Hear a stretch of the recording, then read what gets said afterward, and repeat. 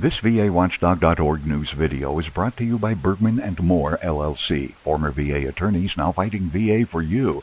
Call Bergman and Moore at 877-838-2889 or on the web at vetlawyers.com. All of our kids were pretty much in the same boat. They were happy-go-lucky, life-of-the-party people who got along with everybody, who went over there and had the most life-changing experience they could have and came home not able to deal with it because their personality did not allow them to process the hate, rage, anger, and death that they saw. And their only way out was to end their own pain themselves. When your loved ones were in Iraq, was there any sense that they were having problems at all, emotional problems at all? Letters, phone calls, did you feel anything? Jeffrey sent home some letters, but we didn't know at the time, but he did send some to his girlfriend, in which he said he felt he had done immoral things and that he wanted to erase the last month of his life. Tim and I chatted on the computer, probably a week before he was due to come home. And he just didn't sound like himself or that he was anxious to come home. And I questioned him and I said, "What's the matter, Tim?" I said, "Don't you want to come home?" And he said, "I'm not sure." He said, "Everything's changed."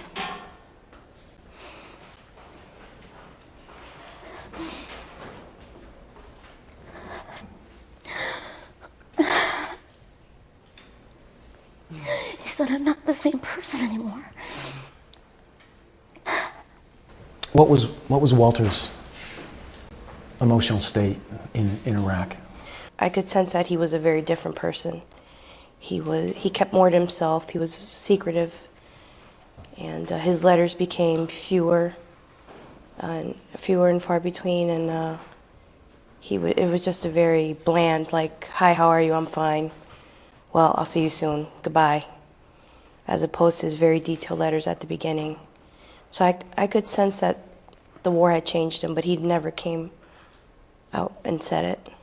There have to be moments when you're just, who is this person? I've lost my son, or my boyfriend went one place, came back a different person.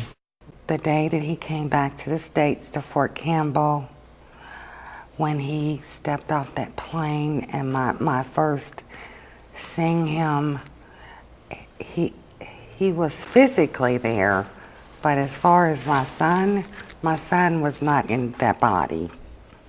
I lost my son before he went to Iraq. For that third tour? For that third tour, I lost my son. A lot of the signs we saw little bits and pieces of, but after he died and we're all sitting there with his friends and his guys in the fire department and the guys in his unit, then you start to realize that he showed these little signs to all these people.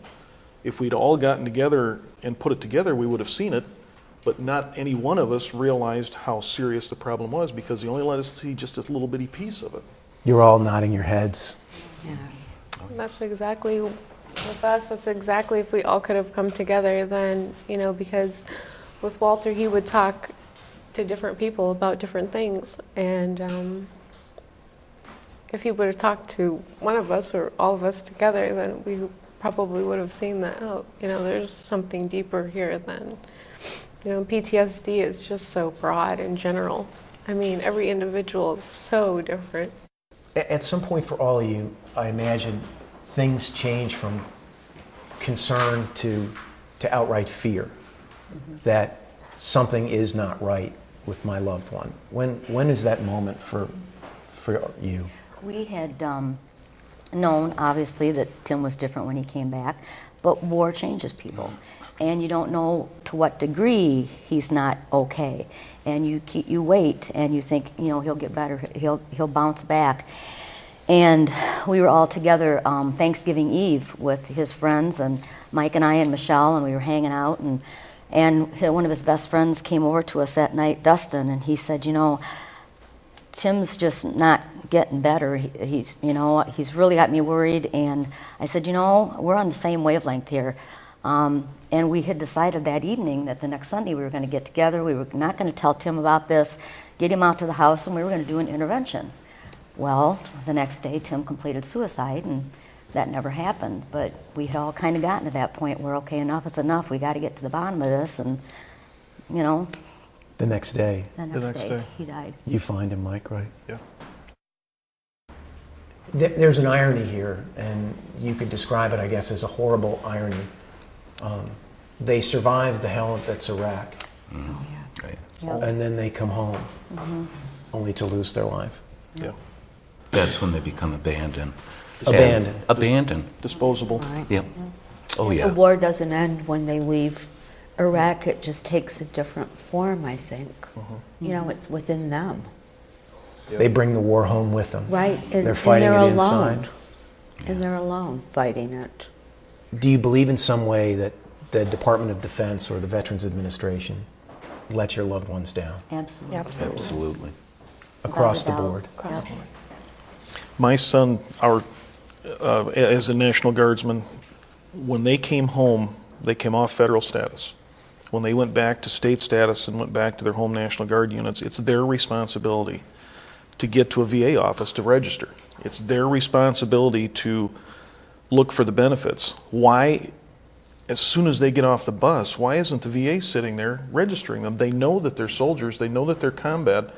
Why are they not there? You can't tell me that they don't have some clerk in some office somewhere who can sit there at a computer and enter his information. It was 118 guys. How long would it take? VAWatchdog.org, the nation's #1 independent veterans website. On the web at VAWatchdog.org.